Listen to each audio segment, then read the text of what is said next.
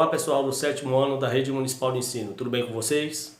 Aqui quem fala é o professor Rubens Leal da disciplina de História. Gostaria de convidá-lo para assistir a nossa aula de número 3 sobre o tema Economia e Sociedade Antigas, exatamente aqui no continente americano. Então vamos viajar na história? Gostaria de começar, obviamente, pelos povos maias, que ocupavam a região do México e da América Central. Os maias tinham uma organização, uma civilização bastante hierarquizada. Professor, o que é hierarquizada? Hierarquizada vem de hierarquia, onde existe uma divisão social.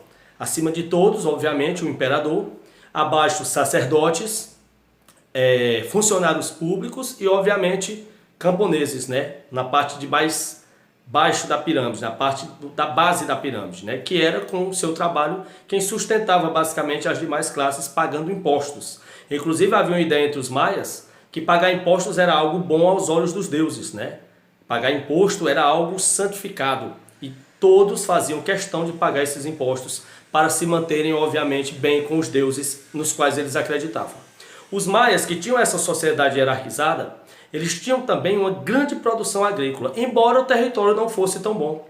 O território da região ocupada pelos maias era muito similar ao território aqui de Picos, do sertão nordestino, uma região semiárida, poucas chuvas, o solo não tão fértil, mas eles conseguiram, através da agricultura irrigada, produzir uma série de itens agrícolas que eram imprescindíveis para a sua alimentação, tais como o milho, que era a principal produção, base de quase tudo, E que nós consumimos muito até hoje, desde o café da manhã, com o cuscuz, até outras atividades ligadas ao milho, Então, eles praticavam o cultivo do milho, praticavam também o cultivo da abóbora, que nós também usamos muito aqui. Se vocês perceberem, a produção dos maias, pelo tipo de clima da região, de solo, era bem parecido com o sertão nordestino. Milho, abóbora, eles plantavam também algodão, cultivavam também feijão, abacate e algo que não temos aqui no sertão.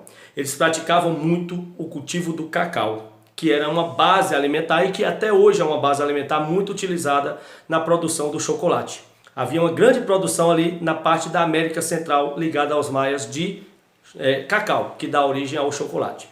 Passando para outra civilização pré-colombiana, dessas civilizações antigas, antes mesmo da chegada dos europeus, nós temos os astecas.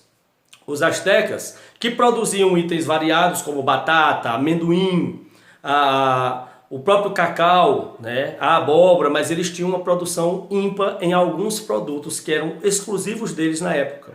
Os astecas tinham áreas de lagos, umas áreas férteis mais baixas, umas áreas de planícies alagáveis, onde eles também plantavam flores. Eles tinham o hábito de cultivar flores, que não é um hábito comum, Também cultivavam vários tipos de verduras e hortaliças, que fazia parte da alimentação do povo asteca, e também tinham o cultivo de ervas medicinais. Nós vivíamos na época um período que não existia, obviamente, medicamentos de laboratórios, farmácias. Então havia-se muito a crença de que essas ervas medicinais poderiam ter o poder curandeiro, de curar determinadas enfermidades, determinadas doenças. E nós herdamos isso dos povos astecas até hoje.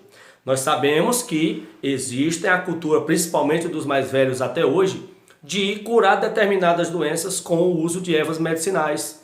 Muitos idosos, eles fazem questão de utilizar e tentam refutar, Tentam não utilizar drogas farmacêuticas, remédios de farmácia. Se eles puderem amenizar com medicamentos à base de ervas medicinais, inclusive, em Picos existem casas especializadas de comércio só de produtos naturais, De produtos que são alternativos, não são farmacêuticos.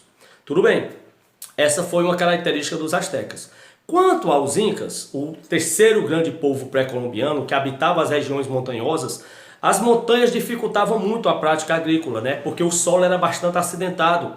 A gente sabe que plantar em montanhas é complicado, é complexo, mas isso não foi um obstáculo intransponível pelos incas, muito pelo contrário. Os incas desenvolveram uma técnica nas montanhas chamada de terraceamento. Eles construíam terraços que eram como degraus nas montanhas para plantar nesses degraus.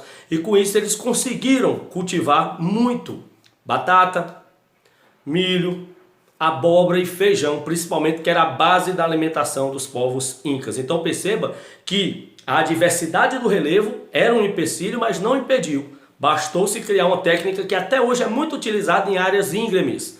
em áreas de montanhas, em áreas acidentadas. A técnica era a construção de terraços, degraus, chamada de terraceamento. Essa técnica nós herdamos dos povos incas que viviam na Cordilheira dos Andes, portanto, uma área acidentada. E eles precisavam de alimentos, por isso eles desenvolveram o terraceamento, ok? E por fim, os povos aqui da América do Sul. Além dos incas, das montanhas, né, da Cordilheira dos Andes, nós temos os tupis. Os tupis, que ocuparam boa parte do litoral aqui do Brasil e da região interiorana, principalmente ali na região norte, na região amazônica, nós frisamos isso em outra aula e é imprescindível a gente relembrar para vocês, maior produção dos tupis era a agricultura da mandioca. Uma coisa que nós herdamos dos índios tupis até hoje. Nós sabemos que a mandioca ela é matéria-prima, por exemplo, do beiju, que é muito comum aqui no sertão nordestino e que em outros lugares é chamado também de tapioca, por exemplo, né? Se come também a macaxeira, a mandioca, que são parentes próximas desenvolvidos pelos povos tupis aqui. Outros derivados, né, gente? Eu já vi até picolé, né? Picolé de tapioca. Para vocês verem como há uma variedade de produtos. Bolo, né? Existe o bolo da mandioca. Então, geralmente, todas essas derivações da mandioca, da macaxeira, são herdadas dos povos tupis.